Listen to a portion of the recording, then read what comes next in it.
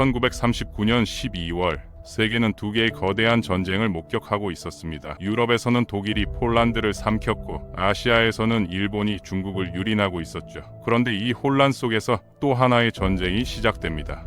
바로 소련의 핀란드 침공이었어요. 50만 명의 대군과 수천 대의 전차를 앞세운 소련군이 작은 나라 핀란드를 향해 진격하기 시작한 거예요. 지도를 펴놓고 보면 이 전쟁은 애초에 승부가 정해진 것처럼 보였습니다. 소련의 인구는 1억 7천만 명, 핀란드는 겨우 370만 명이었거든요. 병력 차이는 더 극적이었죠. 소련이 투입한 병력만 해도 핀란드 전체 군대의 몇 배였으니까요. 요시프 스탈린과 소련 군부는 2주면 충분하다고 생각했습니다. 길어야 한 달이면 핀란드는 무릎을 꿇을 거라고 확신했어요. 하지만 전쟁은 계획대로 흘러가지 않았습니다. 오늘은 1939년 12월 세계가 주목한 겨울전쟁의 시작에 대한 이야기예요. 소련군은 독일이 폴란드에서 보여준 전격전에 깊은 인상을 받았습니다. 기갑부대가 선두에서 방어선을 뚫고 보병이 뒤따라 들어가며 포병과 공군이 지원하는 완벽한 조합이었죠. 소련도 이 모든 도구를 갖추고 있었어요. 주코프 장군은 하린골에서 비슷한 작전으로 일본군을 격파한 경험도 있었고요. 그런데 문제가 있었습니다. 전격전은 평평한 지형과 잘 닦인 도로망이 있는 곳에서나 통하는 전술이었거든요. 핀란드는 정반대였어요. 울창한 숲이 나라 전체를 뒤덮고 있었고 도로는 손에 꼽을 정도였죠. 12월에 핀란드는 이미 깊은 눈으로 뒤덮여 있었습니다. 더 심각한 문제는 소련군의 내부 상황이었어요. 1930년대 후반 스탈린의 대숙청으로 붉은 군대의 유능한 장교들 대부분이 총살당하거나 굴락으로 끌려갔거든요. 남은 것은 스탈린에게 아첨이나 잘하는 겁쟁이들 뿐이었죠. 윌리안 트로터의 기록에 따르면 최전선을 지휘하는 연대장들은 자기 판단으로는 아무것도 결정하지 못했다고 해요. 모든 명령은 정치위원의 승인을 받아야 했고 이 정치위원들은 대부분 군사 경험이 전혀 없는 당 관료들이었습니다. 소련군은 적에 대한 정보도 거의 없이 진격했어요. 그들이 가진 지도는 심지어 틀린 것도 많았죠. 하지만 군악대와 선전 포스터만큼은 충분히 준비되어 있었습니다. 이건 퍼레이드가 아니라 전쟁인데 말이에요. 카렐리아 지역, 이곳이 전쟁의 핵심 전장이 될 예정이었습니다. 소련 제7군이 열띠에서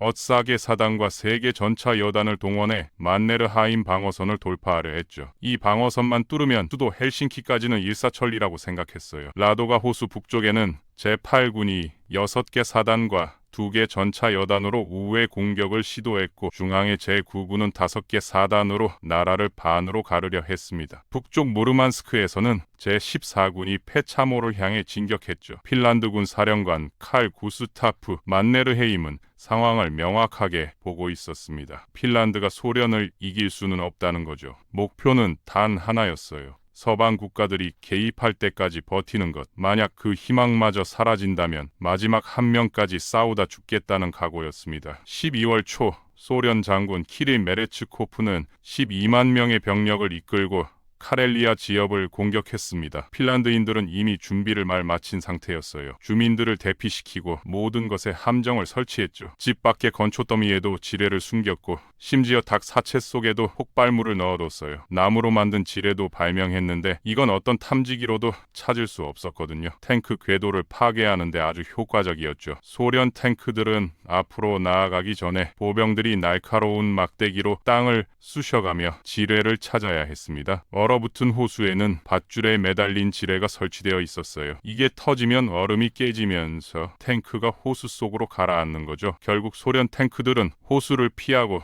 도로로만 이동할 수밖에 없었습니다. 그리고 그게 바로 핀란드인들이 원한 거였어요. 좁은 도로에 몰린 탱크는 훨씬 공격하기 쉬우니까요. 국경에서 만네르하임 방어선까지 20에서 50km 구간은 완전한 사륙장이 되었습니다. 소련군의 첫 주요 공격은 라도가 호수 옆 타이팔레에서 시작됐어요. 사실 이건 양동작전이었죠. 중앙의 순말을 공격하기 전에 핀란드군을 분산시키려는 의도였습니다. 하지만 핀란드인들은 속지 않았어요. 핀란드 제14단은 반도 끝부분의 무인지대를 자발적으로 포기했습니다. 그곳은 엄폐물이 거의 없는 습지였거든요. 핀란드군은 소련군이 바로 이곳을 공격할 거라고 예상했고 실제로 그렇게 됐죠. 핀란드 포병대가 전 지역을 사격 범위에 넣어뒀기 때문에 이곳은 그야말로 지옥이 되었습니다. 소련군은 엄청난 피해를 입고 후퇴했어요. 그런데 이건 첫 번째 교전일 뿐이었습니다. 이번 주에만 여러 전선에서 동시에 전투가 벌어졌거든요. 북쪽에서는 소련군이 페차모를 점령하는 데 성공했어요. 소련 해군은 투르코 항구, 포르보 항구를 공격했고요. 콜라와 수오무살미 전선도 활성화되기 시작했습니다. 주말이 되자 핀란드군은 소련 제국군의 쿠모 공세를 저지했습니다. 여기서 핀란드군이 사용한 무기가 나중에 전설이 되는 화염병이었어요. 병에 가솔린을 채우고 병목에 천을 꽂아 불을 붙인 다음 소련 탱크의 포탑에 던지는 방식이었죠. 이 단순하지만 치명적인 무기는 곧 몰로토프 칵테일이라는 이름을 얻게 됩니다. 사실 스페인 내전 때부터 사용되던 무기였지만 핀란드에서 정식 명칭을 얻은 거예요. 라도가 호수 북쪽 상황은 더 심각했습니다. 12월 1일부터 소련군이 맹공을 퍼부었거든요. 이곳이 뚫리면 핀란드의 주요 내륙 철도가 위험에 처하게 돼요. 지역으로 지원군을 보내는 유일한 동맥이었죠. 가장 위험한 곳은 야베르티 방어선이었어요. 거기서 핀란드군은 겨우 4개 보병 중대와 스키 부대로 소련의 공격을 막아야 했습니다. 주말이 되자 붉은 군대는 바르칠라 환승 지점까지 절반 정도 진격했어요. 만약 이곳이 무너진다면 전선 전체가 붕괴될 수 있었죠. 만네르하임 방어선의 후방이 완전히 노출되는 거니까요.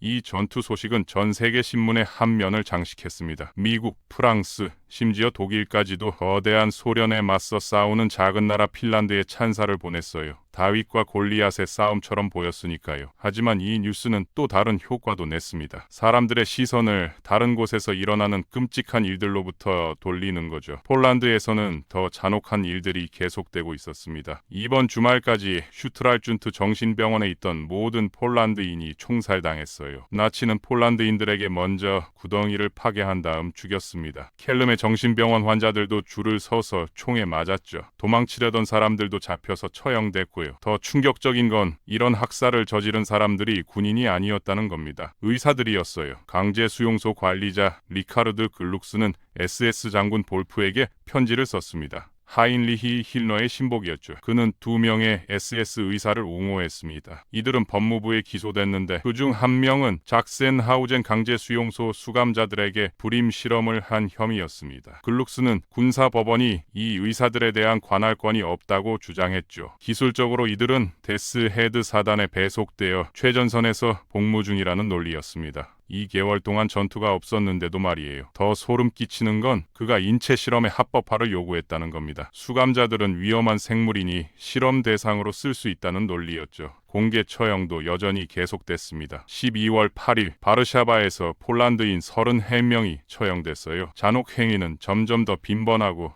조직적으로 변해갔습니다. 유대교 교육학자 체인 카플라는 일기에 이렇게 썼어요. 나는 더 이상 우울 에너지가 없다. 눈물을 계속 닦다 보면 결국 조용해진다. 처음에는 사람들이 비명을 지르고 울었다. 이제는 끝없는 한숨만 메아리칠 뿐이다. 핀란드 전선으로 다시 돌아가 보면 이번 주말까지 핀란드군은 북쪽을 제외한 거의 모든 전선에서 소련의 공격을 저지하는 데 성공했습니다. 압도적인 병력 차이에도 불구하고 말이에요. 개인적으로 이 이야기를 보기 전까지만 해도 전쟁은 숫자의 게임이라는 생각을 하기도 했지만 핀란드의 저항을 보니 의지와 전술이 얼마나 중요한지 깨닫게 되네요. 지형을 활용하고 적의 약점을 파악하면 우세가 무력화될 수 있었습니다. 앞으로 이 전쟁이 어떻게 전개될지는 아직 아무도 모릅니다. 소련이 전술을 바꿀 수도 있고 핀란드가 더 이상 버티지 못할 수도 있죠. 하지만 적어도 1939년 12월 이 순간만큼은 작은 나라가 거대한 제국에 맞서 싸울 수 있다는 걸 세계에 보여줬습니다. 그리고 폴란드에서는 인류 역사상 가장 어두운 범죄가 조직적으로 체계적으로 시작되고 있었고요. 오늘은 1939년 12월 2개의 전쟁과 하나의 학살이 동시에 진행되던 한 주에 대한 이야기였습니다.